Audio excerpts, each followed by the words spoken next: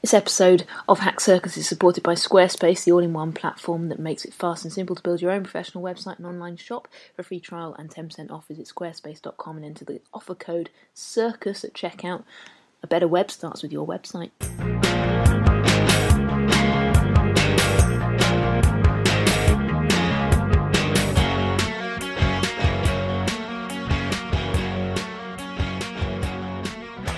Hello, welcome to the 5th episode of Hack Circus, the podcast. Hack Circus is also a quarterly magazine and event series. Go to hackcircus.com for more info about that.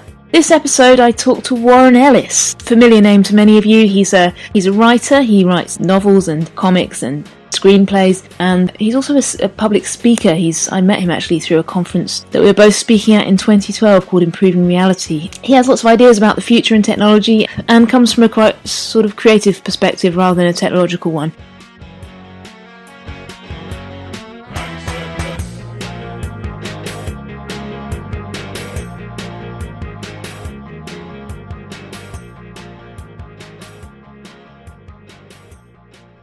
I'm here with Warren Ellis. We're in a very cool agency meeting room in an office that we've both actually been to before. We were just talking about how different it is now. Yeah, it wasn't a beanbag farm last time I was here. There are a lot. Have you seen that Star Trek, The Trouble with Tribbles? There's just like thousands of beanbags in here. It's really strange. Reproducing beanbags. No, I mean, the last time I was here, this was Berg's super secret meeting room that I'm not sure I was ever allowed into. I think they always just took me down the pub or something. Oh, wow. I'm not sure if I wasn't allowed in here or whether it was just an excuse to go to the pub, frankly. Right. Because we were in the office next door and we sort of assumed that this meeting just contained you, I think, all the time. We're like, you're never allowed to go in there. Maybe Warren's in there. It's Warren's cage. So they keep him. No, I mean, I've looked in here before. I don't think I was ever actually in here for anything, not even when we were doing SVK. It was down the pub. Yeah. And it was peculiar for them because when you're doing this sort of digital agency practice thing, it's all about the meetings. And comics are not like that. Yeah. So Matt Brooker, the artist, and I came down for a meeting, assuming we'd be in here, but no, we were taken to the pub. Right. We talked for an hour, and Matt and I looked at each other and said, okay, we're done. And they said, well, when's the next meeting? When do you want the next meeting? Said, there is no next meeting. We go away and do it now, and then we send it to you. Yeah. And the confusion and joy in their faces of discovering something that didn't involve a meeting every week. Yeah.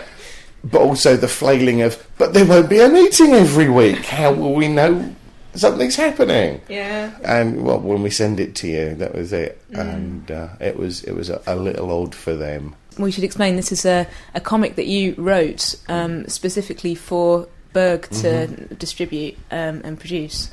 And it was well, maybe you should explain. Well, I mean, they came to me with the idea where they discovered they could get good ultraviolet ink printing.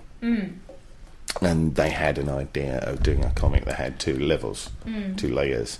The top layer being standard ink, and the second layer being revealed when you shone an ultraviolet torch on it. Yeah. So they came to me and said, how can we make a comic out of this? Not only because they all really wanted to make a comic, because they're all big graphic novel fans from way back, but of course they also wanted to test a self-distribution system, which became the way they sell Little Printer and Bird Cloud. So they wanted to do a test run with a fun object. Yeah. So they came to me, and I immediately told them that to call Matt Brooker, who I've been working with my entire professional life, and I knew if anyone could puzzle out the difficult bits, it would be Matt Brooker, because he has a brain the size of the sun. And that's pretty much the setup. I just went away and came up with a story that surrounded the central concept. I guess my experience of doing things for the BBC sometimes is that it does take so long, and there are a lot of meetings, but there are far fewer meetings than there are in a regular office job, as you say.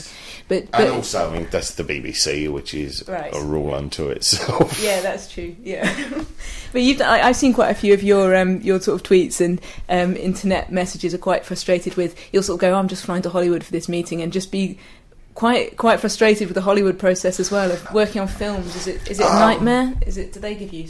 It's only frustrating insofar as you want to be able to talk about it. Right, okay. It gets frustrating for long periods because you're in stealth mode for so long.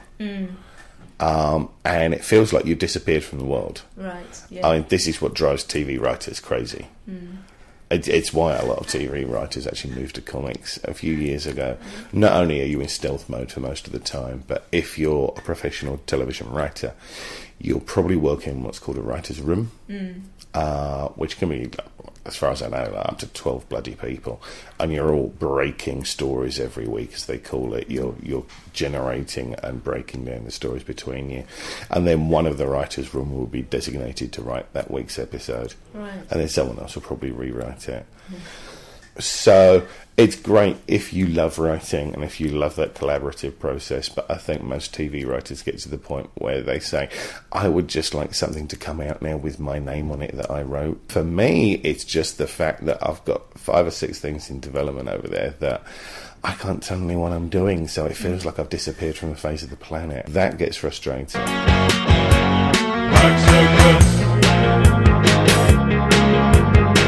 There are surprisingly a few eccentrics left in American TV development. It's always fascinating to see a guy walk out of his office in an impeccably tailored 3-piece suit and a beautiful tie and no shoes or socks at all. That's always fun. Do you feel like you've brought any of the American spirit back with you to your UK interactions? You do go over there quite often? I spend a lot of time over there. No, I'm that terrible English traveller who just gets more English when he's in America. Right. My accent devolves. The longer I'm around other accents, the more I go back to my family's accent. Okay. So 2 weeks over there, I'm, God blimey, governor. Apples or pears, 1 mile or 10, how do you want to be? I'm totally out of fucking Hackney. It's terrible. I'm hoping the longer I'm out there, actually, I'll BBC pronunciation will come in and I'll just be in LA. So you go, summon you, boy. Bring me your finest coffee. Do they struggle with your accent when you're over there? I mean, it's not strong. In LA, they don't. Other parts of America, they do. There are parts of the States that really just aren't wired for this accent. I was on one of the first direct flights from London to Austin a couple of months ago, so that confused them from the outset. They were, I've never picked anyone up from this terminal before who was for, how did you get here? Are you a wizard? It was... Do you get mistaken for a wizard quite a lot? Oh, well, you're looking at the beard now, aren't you? Which I haven't had a chance to trim. It's. I just look like the world's most rubbish wizard right now.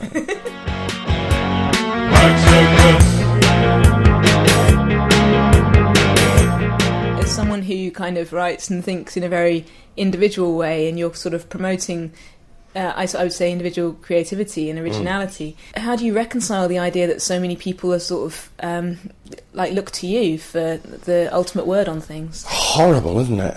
Well, and disturbing. Difficult. Yeah, it's worrying for the state of the world. I don't honestly know how true that is.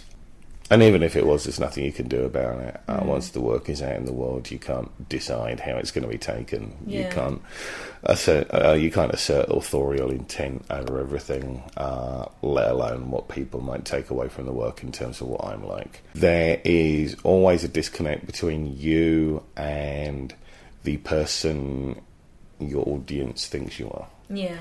And you can't do a thing about that. And it is always, a big disconnect. People will make assumptions about the author from the work. And you can't help that. But it comes from a misunderstanding of where the work comes from. But you can't correct that because that's authorial intrusion. Right. It's completely tangled and you either have to not think about it or make the best of it. Certainly don't buy into it the minute you wake up and open Twitter and someone's read something you wrote and has decided you're a genius. The minute you believe that, you're dead. You never believe your own press. Who do you imagine you're writing for when you're writing? Are you thinking about the sort of the Warren Ellis superfan, or are you thinking, new audiences, or is there something in your head when you're creating something that you think, honestly, I need to appeal to these? No, I'm the worst possible writer. 98% of the time I'm writing just to amuse myself. Because, frankly, if I'm not interested, no one else will be. There's also a fair chance that I might be the only person interested, and I'm just amusing myself. But it turns out in most instances I can convince someone to pay for that anyway. So what the hell? No, I'm most of the time I'm writing for myself, or there are instances where I'm writing for myself and the client. Publisher. Marvel come to me every couple of years and say, we've got this bit of IP that's laying here dead, we'd like to pay you to try and revive it and make something useful out of it for us. It's a direct commission essentially. So I'll do that. So I'm writing to amuse myself and to amuse them. When I was a kid, we lived on a campsite, and the games room on the campsite was just full of comics, and this was like our sole source of entertainment for the whole time we lived there. But they were, kids' comics. It was like Whizzer and Chips and Dandy and Buster and Big Comic Monthly and stuff like that. So we got really, really into comics as a result of just having so many of them in our life all the time. And our main creative output as children was just, we didn't sort of play games and play video games and stuff in the caravan, but we would just draw comics and make comics. And that carried on even after we left and moved to a real house. Right. We carried it, and now, as you know, I produce sort of interventional media, I suppose, in a similar way. But I do think it starts with that, the sort of the satisfaction of realising something in your hand and going, look, I made this. Yes. It's a complete thing, and an object. Did you start off with comics in your life as a child? Yeah, I remember my dad bringing my first comic home when I was probably about 2 years old. Oh wow, yeah. He brought you a comic home. It was all my dad's fault. He gave me the reading bug, the science fiction bug, and the comics bug. But do you make comics actually as a child? I made comics as a kid, and in Southend there was a comic shop that had been there since my dad was a kid. So when I was old enough, my dad took me down there, so I became the second generation to buy from old Terry Bob in there. So yeah, pocket money. You still get pleasure from going to these shops and sort of, I guess you see your own work on the shelf. Oh, well, yeah, that's horrible, isn't it? Honestly, I don't get into comic shops anymore. Probably not that surprising, actually. I don't have time for the reading. I have to read so much other material that I don't get time to read comics unless friends send them to me directly at this point. Do you sort of class yourself as a skeptic? I class myself as an atheist. I don't know if that's necessarily the same thing as a skeptic. You can have an interest in, for instance, paranormal phenomena without having to ascribe it to God. I mean, if we're going to talk about credulity, things like the singularity is credulity writ large. That I'm sceptical of. I remember this came up because, or listeners won't know this, but I think the only other time I've met you, Warren, was at an event called Improving Reality a couple of years ago in Brighton. And some people were asking about singularity after that. We did a Q&A thing afterwards. But I remember we both did quite a similar talk. It was kind of about the future and the present. And do you remember? Because I remember your talk ended with something about the moon. And I can't remember much else about it other than it was a bit like my talk. Mars, I think. Mars, right. I mean, one of them. I was ranting about Mars and where I think where I went sideways from you, I was talking about manufactured normalcy. The idea that we basically depress ourselves. You show us any unit of novelty, and within 5 seconds we've processed all the novelty out of that, and it's just, it's in the background, it's wallpaper, it's normal, it's always been there. I was talking about Mars. I can't remember exactly what I was saying about Mars. I think the singularity did come up in the audience. I think there might have been a lot of back channel stuff going on there. Did I swear at anybody? Did I? I didn't shout at anybody. I don't think it was a particularly aggressive one. I think it was. I remember somebody asking a question about society and dystopias, and there was stuff around that. There was something about utopia. Yes. Someone was going on about utopia. The thing about a utopia is it's a static society, so no one's trying to change reality or bloody anything. Yeah, I remember you getting quite animated about utopias and how what a bad idea it is actually to have that dream in the future that's doesn't actually get you anywhere. Yeah. Why would your ambition to get to a static point where nothing happens anymore? When I did Transmetropolitan, people would always call it a dystopia, a dystopian future, and I don't think it was. I certainly never wrote it as one. Any time in history, things can get worse and things can get better. I think both those things were there. I don't think it was necessarily worse than the way we live now, which, when you step back at it, can look quite grim.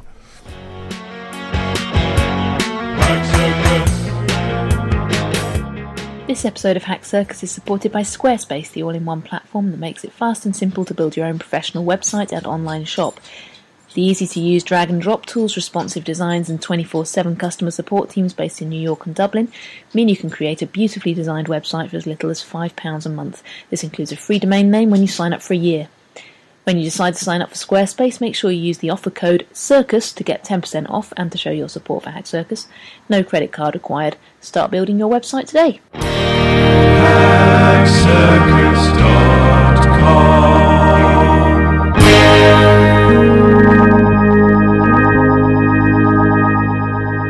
I feel that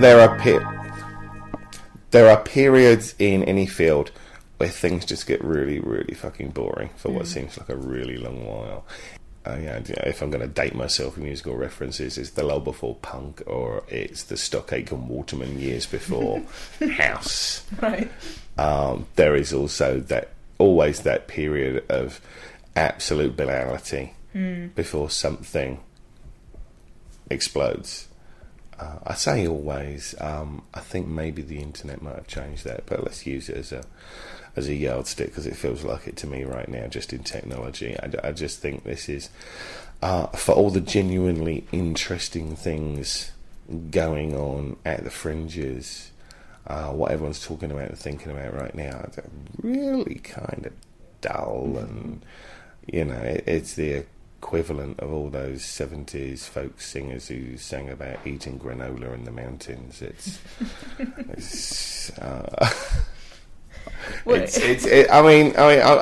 I'm sorry, wearables. I'm not excited about wearables. iWatches and what have you. When I say iWatch, you think flares.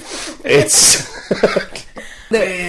bell-bottom denim flares, not even the interesting velvet ones. It's flares. It's you really think that's a good idea?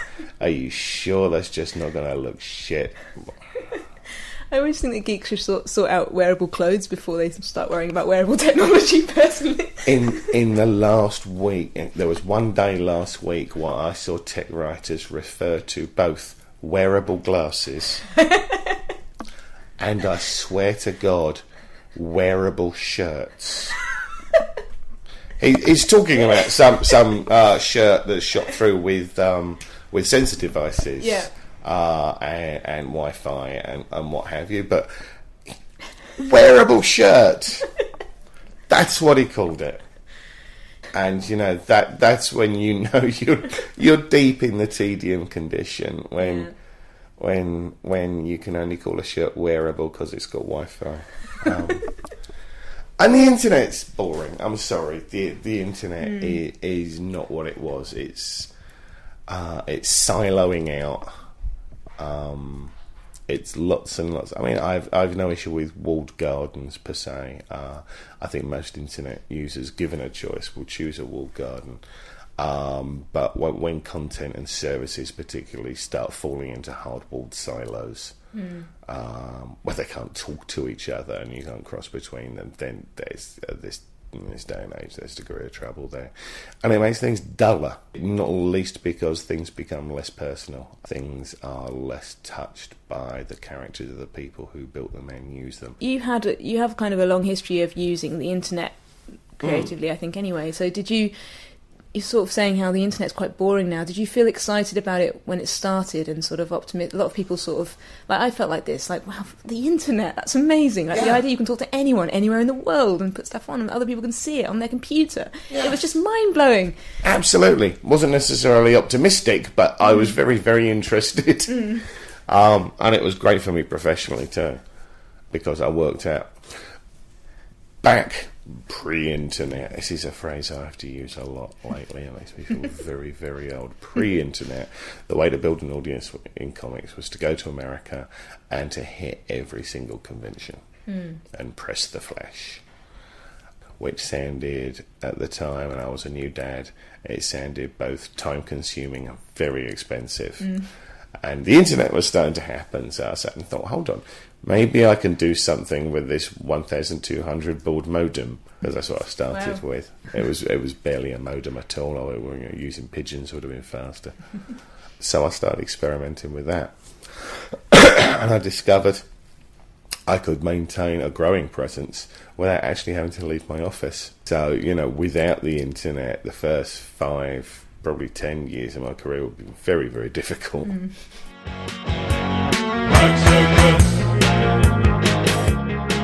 only had one coffee today, this is why.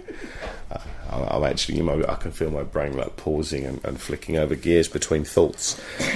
But I'm aware of you being awake at unusual times of the night and things like this, and I kind of think, when does Warren sleep? It does sometimes look like you're just working all night and then maybe sleeping at unusual times of day, and I don't know, are you always tired? I try to be in bed before 4 a.m. Right. Something to aim for. And I try to be up before noon. And to make it here today, I had to be up before 11. Right. And that was just scary.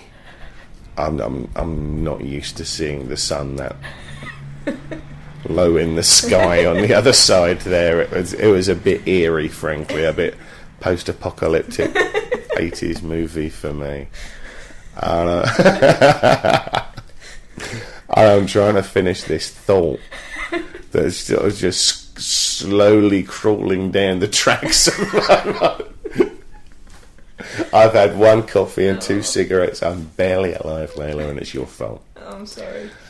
You suggested the time. I should point this out. Yes, well, I didn't. I got something dropped on me the weekend, so I had to work later than expected. So is it a result of working with people in America that means you have to be up at strange times, or is it just how you like to work? A combination of things. I mean, I've always thought better at night, which is supposedly bullshit, but it works for me.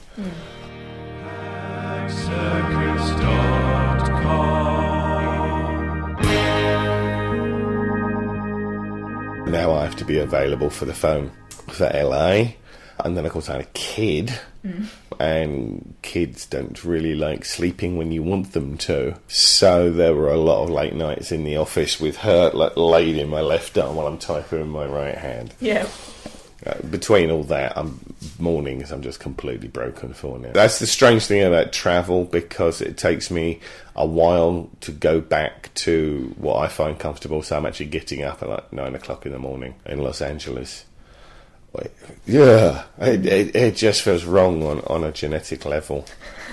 and they make me leave the hotel room to do things, and I've got the shades on and the hat, and I'm looking for a blanket to pull up over myself so my skin doesn't burn. Sounds so traumatic having to go to LA. It must be horrible. they like mornings. This is the horrible thing. Half of Hollywood, they roll up the fucking streets at 10 o'clock at night. Everyone goes home. Wow. But they're all up at like 6 or 7 o'clock in the morning. Yeah.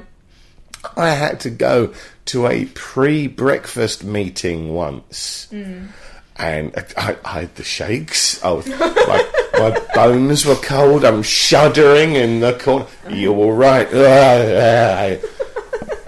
Pre-breakfast. People are savages out there. They really are. I think the summer's worse as well because it's always light. Like, the sun wakes me up at bloody 6 o'clock and I go to bed at like 2 a.m. and it's like, for God's sake, that's not long enough. That's not enough sleep. Gunfire can't wake me up. Oh, that's good. The only thing I've got that can wake me up, I've got the world's worst alarm on that phone, the iPhone. And it's one of the generic ones. It's the klaxon. I can't sleep through the klaxon. I was expecting it to just like give me nightmares of some hazmat outbreak. How many hours do you get? Well, probably not more than 6 most nights, and lately it's been quite particularly rough. I think a combination of the sun and the kind of caffeine evil cycle of like just trying to stay awake and then not being able to sleep ever again has killed me. about this. Yeah, it's really rough. It takes 3 coffees for caffeine to actually work on me. The best sleep I ever had was when I got my wisdom teeth removed and they knocked me out. And I was just like, give me some more of that stuff. Yeah, it was amazing. I woke up thinking, I just had the best sleep of my life, and I was unconscious. It was amazing. I had some great dreams as well in that sort of coming round. Sleep is probably my only real skill. Yeah. Do you kind of have geeky habits? Do you think of yourself as a geek? Obviously, you work in that world a little bit. I work in that world, and I probably wouldn't argue with it if someone called me it, but I don't really think of it that way. I mean, I don't really have the attention span to be a geek. It does imply a level of concentration, but then you do work a lot. Yeah, but I don't have that handy hyper focus really. Right. I'm just skimming through everything. I have a shallow knowledge of lots and lots of things, but just shallow enough, frankly, to be dangerous or wrong, rather than useful in any real way. I have no DIY skills. I would say I can't operate the VCR, and I couldn't, but they've taken it away and replaced it with a DVD player that I also cannot operate. My computer skills are limited largely to punching it or shouting at it. Right. I'm not good at that sort of thing. But you have a sort of imaginative geekiness maybe instead. I think I'm a geek in the sense of, well, it's related to the sleep thing, I think. I get very excited about things, and then it prevents me from doing anything else. So I feel like I can't relax and I can't sleep until I've created a circus 4 times a year that's a completely different show every 3 months, and then I go, why? And then it just kills me, and I go, why did I do that? I obviously didn't have the physical capacity to pull that off. Sunday I was just destroyed. I was lying there going, it was yesterday, I was like, I've actually damaged myself. This is bad. That's the thing.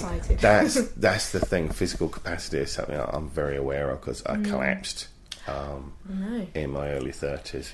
Wow. And wasn't the same again. And was that as a result of getting too into stuff? You think that was overwork. Yeah. I basically spent most of 6 weeks unconscious. Oh God! And then had all kinds of opportunistic infections on top of that. My blood pressure just exploded from nowhere and knocked me out. I didn't discover this till years later, but I discovered that there was actually a point there where the doctors thought I had a brain tumour.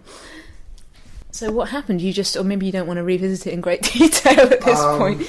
You basically just collapsed, and then trying to do too much of stuff, and then I guess starting with quitting smoking.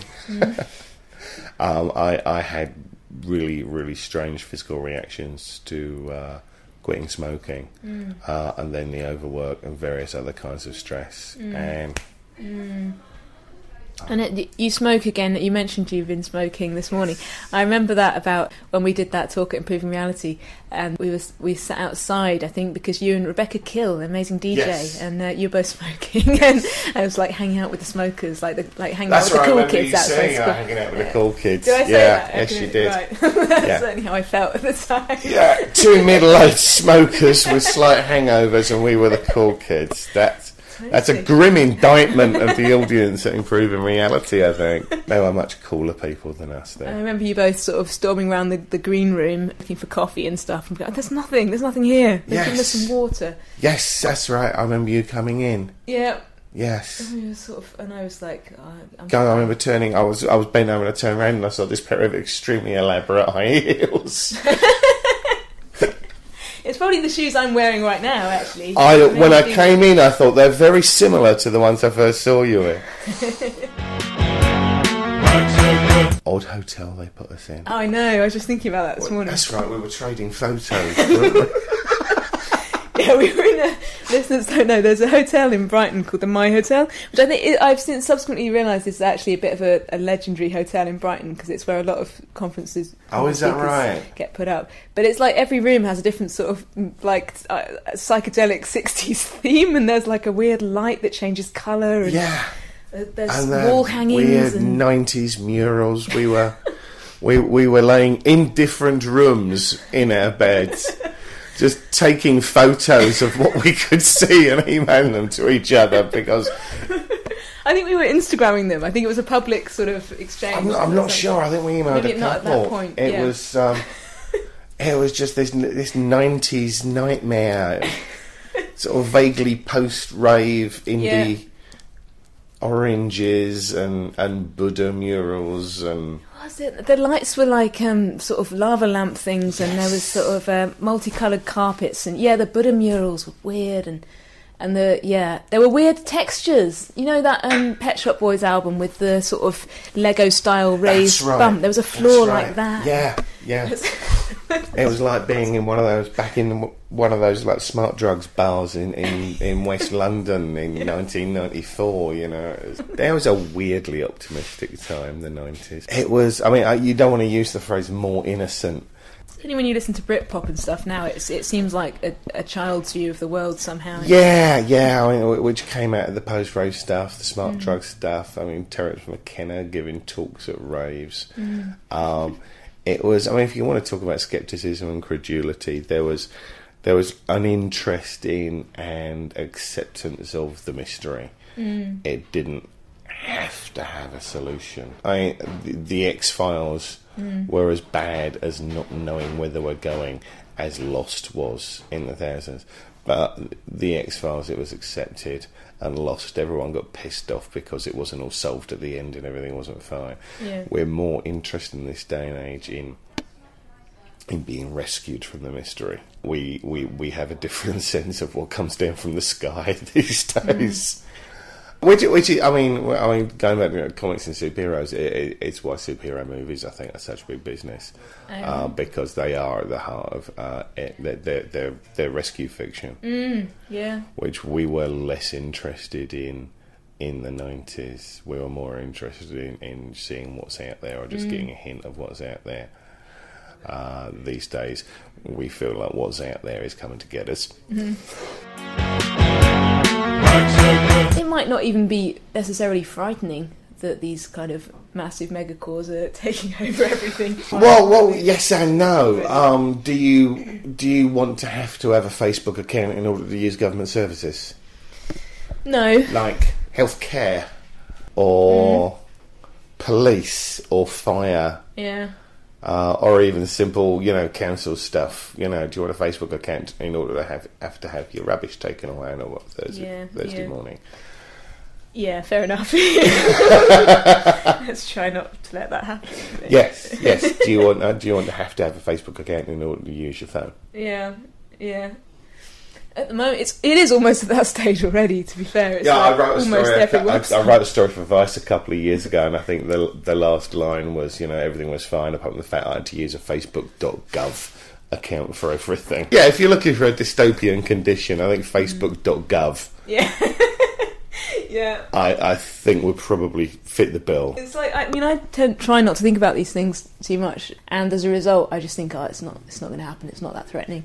But now you've actually just laid it out for me. I'm just like, oh man, this is why just kill ourselves now. This is why all the futurists I know seem to suffer from depression. They think about this, and they think about this, and they think about it, and they go all the way down the abyss. Yeah. And then they'll finish, they'll write it up, and I just want to go to bed forever.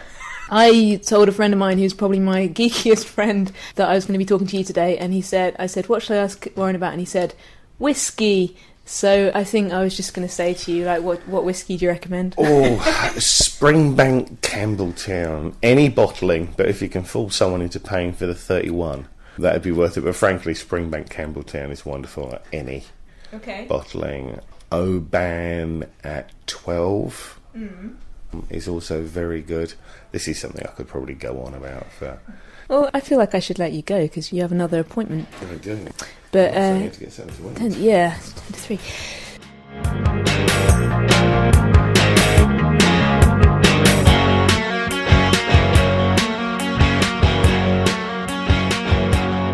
Warren, thanks so much for chatting about all the stuff. It's My been pleasure. Really nice. I hope that wasn't too boring, and I hope it'll be sooner than 2 years I get to see you again.